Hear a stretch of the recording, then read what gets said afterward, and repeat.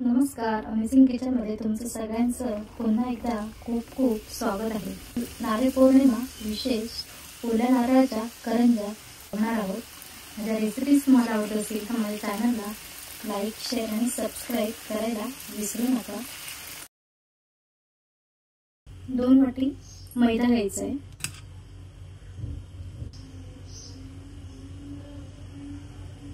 त्याच्यामध्ये अर्धी वाटी बारीक रवा घालायचा आहे। थोडंसं मीठ घालायचं, मिक्स करून घ्यायचं। गरम तेलाचं मोहन केलेलं आहे ते पिठामध्ये घालून घ्यायचे। तुम्ही तेलाऐवजी तूप जरी घातला तरी चालेल।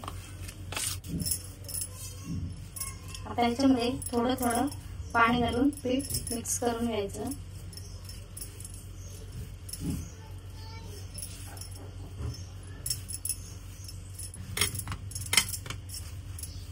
पंधरा मिनिटं पीठ झाकून ठेवायचं।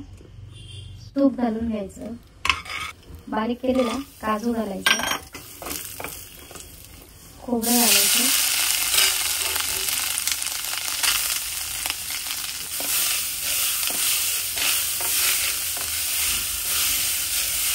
याच्यामध्ये गूळ घालून घ्यायचं आहे।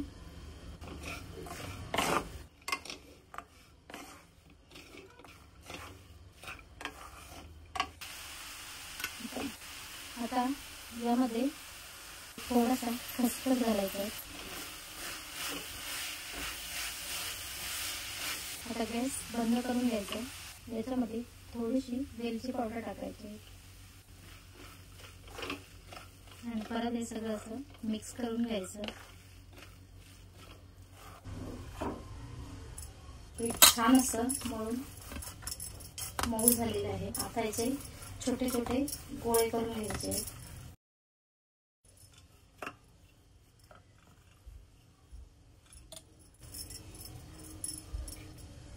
खूप मोठा गोळा बनवायचा नाही, एकदम छोटासा गोळा मीडियम आकाराचा बनवून घ्यायचा आहे।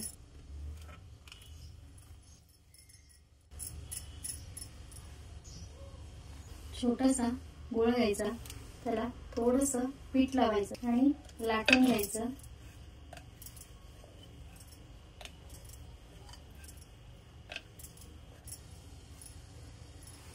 इथे चमच्याने सारण करंजीमध्ये भरून घ्यायचं।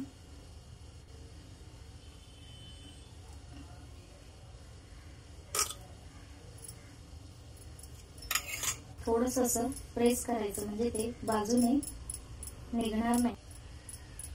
आणि इथे मी पाणी घेतलेलं आहे, पाण्याचा हात पूर्ण टोकाला असा फिरवून घ्यायचा म्हणजे आपली जी करंजी आहे ते तेलामध्ये सुटली जात नाही। आता करंजी पूर्ण अशी साईडने उचलायची आणि हिची जी दोन्ही टोकं आहेत ती अशी पकडायची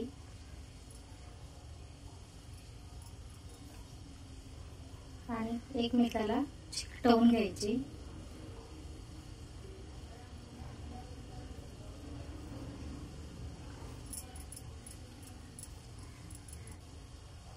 इथे माझ्याकडे फिरकीचा चमचा, आमच्याकडे त्याला चिरणं बोलतात, करंजी कट करून घ्या।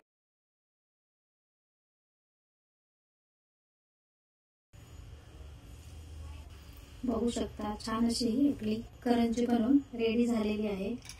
दुसरी पण तशीच बनवायची आहे।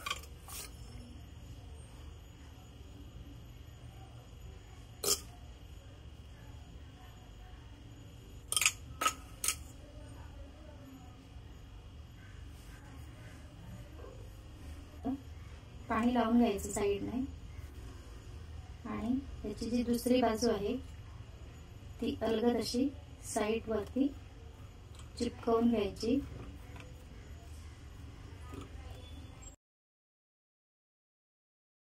कट करून घ्यायची।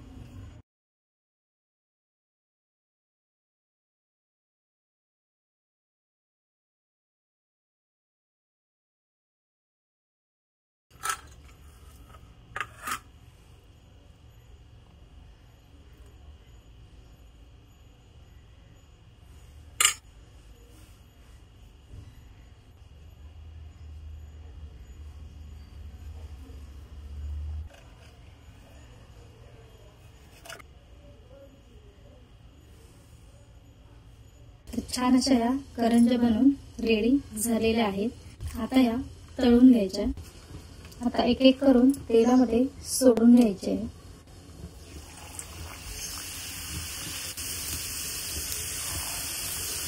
एकदम स्लो गॅसवरती आपल्याला करंजी तळून घ्यायची आहे।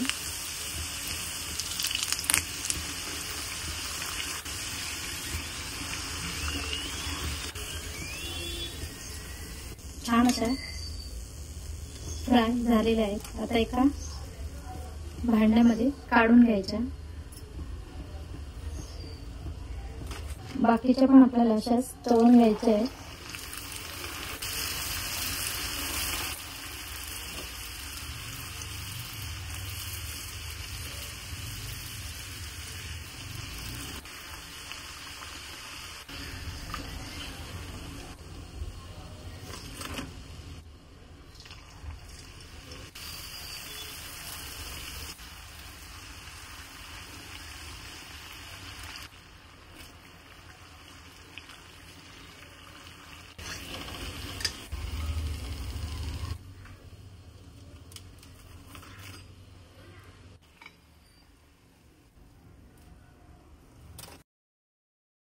एकदम छान अशा या करंज्या बनवून रेडी झालेल्या आहेत।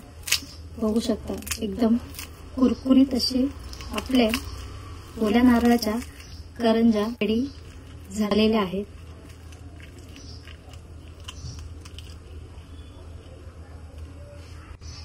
तुम्ही सुद्धा या रक्षाबंधनला तुम्ही तुमच्या घरी नक्की बनवा आणि मला कमेंट बॉक्स मध्ये सांगायलाही विसरू नका।